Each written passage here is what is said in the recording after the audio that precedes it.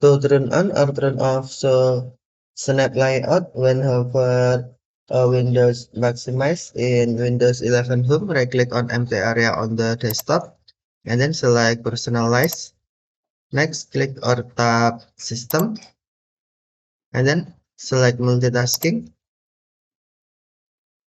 Tap snap Windows more icon and then on show snap layouts when I hover over a Windows maximize button.